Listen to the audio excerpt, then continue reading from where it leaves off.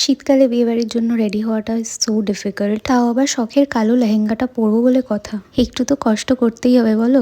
এমনি তো সচরাচর লেহেঙ্গা পরতে ইচ্ছা করে না, তবুও আজকে মন চাইলো, তাই শীত যাক ভার মে লেহেঙ্গা তো হাম পেহেন কে রেহেঙ্গে। আর তার সাথে সাথে টুইন তো করতেই হবে, তাই বরকে কালো পাঞ্জাবি পরিয়ে একটু পরিপাটি করে সাজিয়ে গুছিয়ে দিলাম। হ্যাঁ জানি অনেকেই কমেন্ট করবে বরটার খেয়ে দিয়ে কোনো কাজ নেই, খালি আছে বউয়ের সাথে ক্যামেরার সামনে দাঁড়িয়ে ঢং করবে।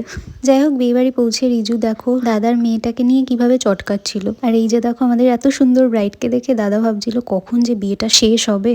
আর আমাদের কাজ কি, বিয়ে বাড়িতে গিয়ে আগেই স্টার্টারে হামলে পড়বো, তারপরে সারা বিয়ে বাড়িতে চক্কর খেতে খেতে ফটো তুলবো, রিল করবো, আর লুকিয়ে লুকিয়ে ছেলের জুতো চুরির প্ল্যানটাও ফোনে ক্যাপচার করবো।